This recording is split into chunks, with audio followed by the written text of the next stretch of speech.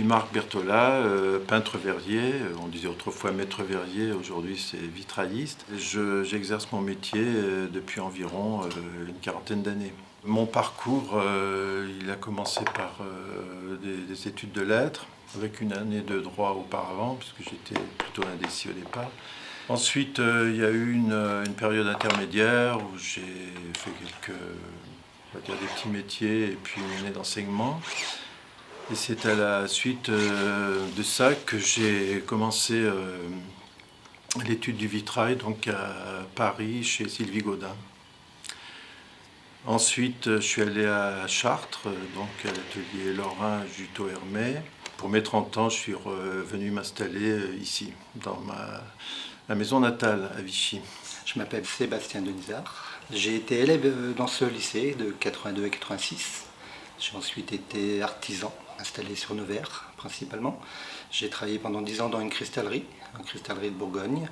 Et depuis 2008, j'enseigne mon métier aux élèves qui ont choisi cette section. Donc, au sein du lycée, nous avons environ 120 élèves verriers qui évoluent au sein d'un CAP, d'un brevet des métiers d'art et un diplôme des métiers d'art. L'École nationale du verre est le lycée le plus complet de par ses différentes activités qui vont tout simplement du soufflage de verre jusqu'au travail de la décoration, le fusing, le thermoformage, l'architecture également.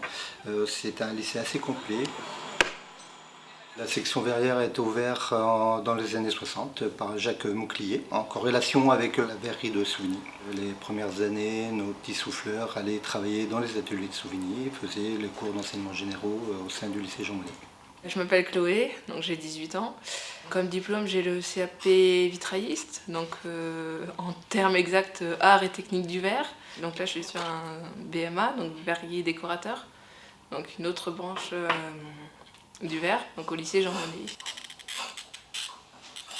J'ai découvert le vitrail à l'âge de 12 ans, donc c'était dans un atelier d'amateur, à l'aide d'une peinture en fait que j'avais fait.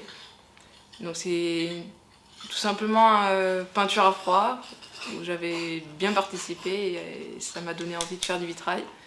Donc j'ai découvert la vraie technique du vitrail dans cet atelier-là.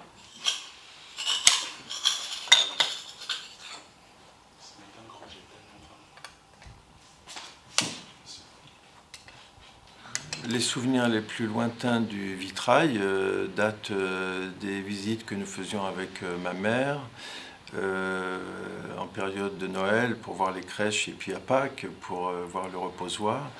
Et ça m'a beaucoup marqué dès ce moment-là.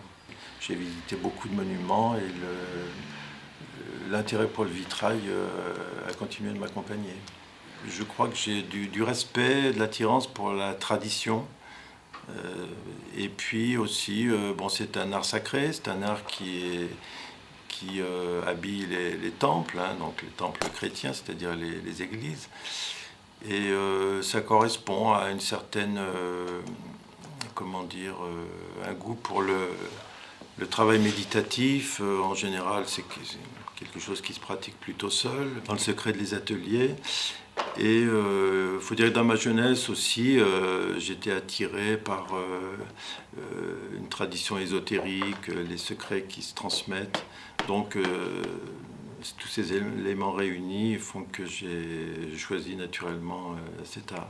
C'est ma mère qui m'a inscrit dans l'atelier amateur. À l'école, les amis que je pouvais avoir ont pas très bien réagi. Vis-à-vis du fait que j'avais des bonnes notes, en fait, ils voulaient plutôt m'envoyer vers une filière générale que vers le vitrail, mais moi, c'était ma passion, le vitrail, donc du coup, j'ai continué. Les autres élèves qui étaient avec moi, au départ, me disaient « mais c'est quoi le vitrail ?» Ou pour ceux qui connaissaient un peu, disaient « ah, mais tu sais, c'est les trucs qui sont dans les églises. » Oui, enfin, ça s'arrête pas là. On leur demande de choisir un parcours professionnel à partir de 14 ans. 14 ans, 15 ans. Par chance, on a certains qui tombent dans le verre. Et c'est un échange, c'est un amour qui se fait avec cette matière-là. Et on a aussi des personnes qui ont suivi un cursus scolaire et qui, au bout de quelques années, s'aperçoivent que c'est pas ce qu'ils ont vraiment voulu faire de leur vie. Donc à ce moment-là, ils reviennent sur un enseignement verrier.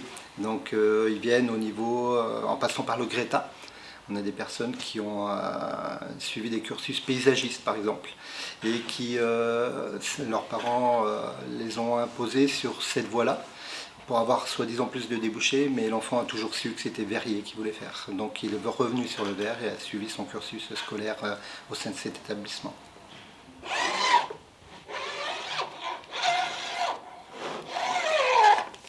C'est un métier qui est resté très fidèle à ce qu'il était. Bon, il y a des différences, mais qui sont mineures. Par exemple, le four que vous voyez derrière moi est électrique, alors que récemment, jusqu'au début du XXe siècle, c'était un four à bois. Les plombs, par exemple, sont fabriqués de manière plus industrielle.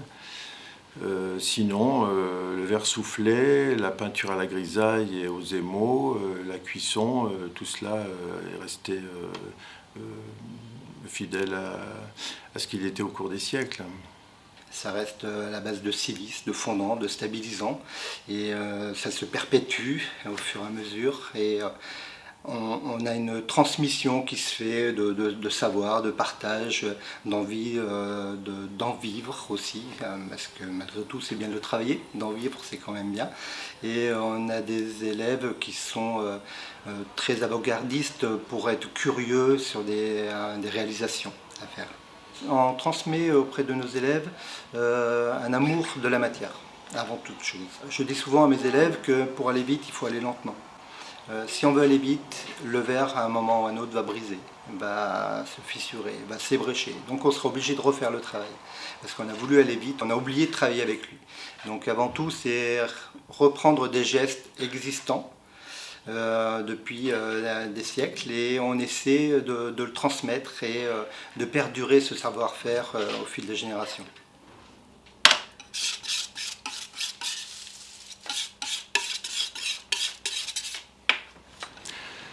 Alors j'ai beaucoup travaillé dans l'Allier, naturellement, puisque c'est le département où j'habite. J'ai travaillé également dans quelques départements limitrophes. Aujourd'hui, j'ai travaillé dans une centaine d'églises, en comptant que dans chacune de ces églises, il y a eu souvent plusieurs chantiers au cours de plusieurs tranches de travaux. Actuellement, bien comme vous pouvez le voir dans l'atelier, il y a plusieurs chantiers en cours. Il y a les vitraux du Breuil qui ont été déposés lors de la destruction de l'église du début du XXe siècle. Alors ensuite, je travaille sur une église du Puy-de-Dôme, donc Châteauneuf-les-Bains. Et sur la table, vous voyez un vitrail du Maillet de Montagne. Et puis quelques petits vitraux de particuliers. Alors la part de restauration n'empêche pas la créativité, puisque la technique, les gestes sont les mêmes. Simplement, elle pourrait l'empêcher si elle était trop importante par rapport au nombre de commandes de création. Mais ça, c'est un fait de notre époque. J'ai déjà travaillé sur une pièce ancienne, donc c'était un panneau du 19e de la Sainte-Chapelle de Riom. On m'a demandé de meuler les plombs de bord, en fait, d'enlever et de meuler les petites soudures. Donc un rien, mais qui a bien avancé l'atelier et qui m'a fait un grand plaisir.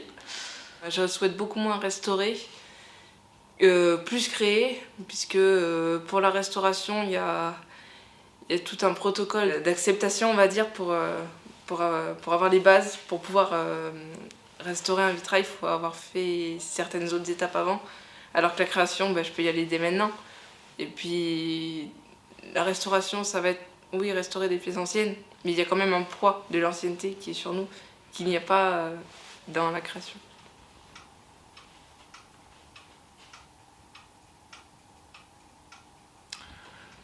Alors l'avenir du vitrail, moi je suis de nature plutôt confiante.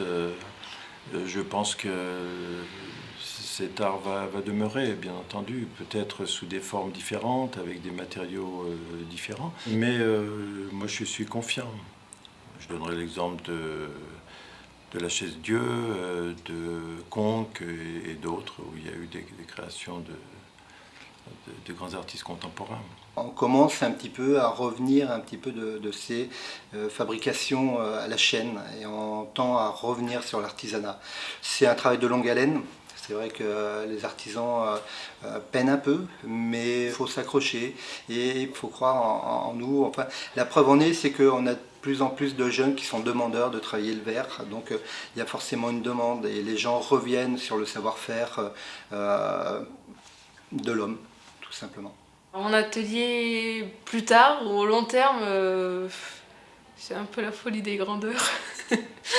Non, tout simplement, donc dans un pré au départ où il y a strictement rien. Puis au fur et à mesure construire des petits, on va dire des petites cabanes en bois. Donc avec une part avec le vitrail, une part avec la déco sur verre.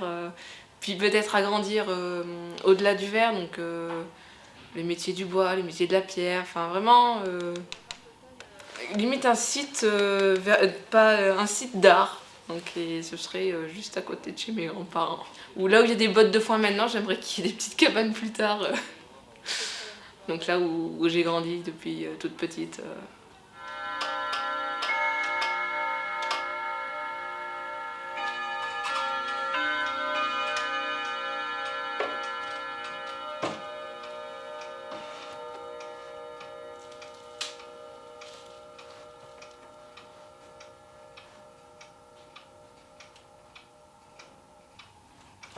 Le réglage là, c'est à l'oreille.